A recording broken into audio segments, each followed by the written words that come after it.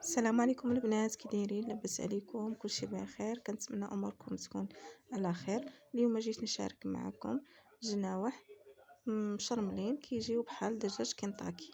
بالنسبه للمقادير، عندنا جناوح كنشدوهم في الاول، كنضيفوا عليهم ملحه، شويه اليازير، شويه الزعتر، وغنديروهم يتسلقوا.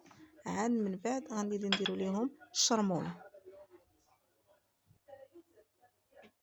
ها هما البنات من بعد ما سلقنا الجناوح ديالنا. قبيله نسيت ما قلت لكمش اننا كنديروا معاهم الخل، شويه الخل باش كيحيد هذيك الزفوره ديال الدجاج. انا من بعد كنشدهم باش غادي نشرملوهم.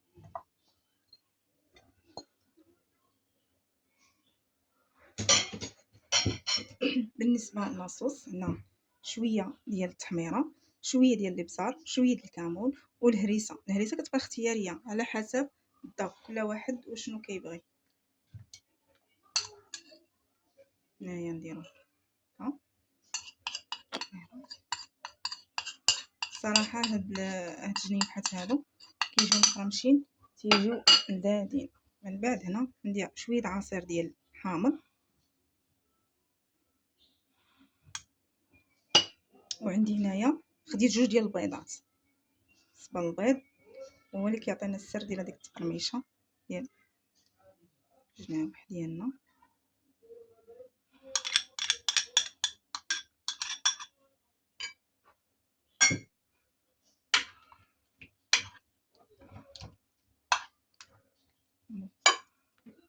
نمزج هاد العناصر باش تيدخل لنا الجناوح ديالنا، كتدخل لهم عطريه. نتمنى ان هاد الوصفات ديالي يعجبوكم، وصفات اللي هي بسيطه سهله. الوليدات الصغار تيعجبوهم هاد الجنيوحات، كيجيو فحال الدجاج ديال كنطاكي. غير هما تيكون شي حاجه اللي صحيه موجداها في الدار، يعني عارفه شنو اللي فيها. صراحه كيجيو بنانين. انا بالنسبه لوليداتي تعجبهم بزاف. هنا من بعد ما كيكون خلطوه مزيان، عندنا كناخذوا دقيق ديال الفينو اولا السميده رقيق اللي متوفر عندك في الدار. صافي من بعد نخليهم واحد شويه يشربوا هاد لاصوص، ومن بعد نرجع باش نقليهم معكم. هنايا من بعد ما هاد الجنيبحه ديالنا شربوا لينا لاصوص، نجيو دابا باش غادي نقليهم. هكا نديرو شويه ديال فينو، اولا كيما قلت لك الا عندك السميده رقيقه حتى هي كتجي زوينه. من بعد ما كنديروهم كاملين كنكونوا دايرين المقله ديالنا، كنكونوا دايرين فيها الزيت، دايرينها على البوطه باش كتسخن. الزيت تكون سخونه مزيان باش كيتقرمشوا لينا الجنيوحات ديالنا.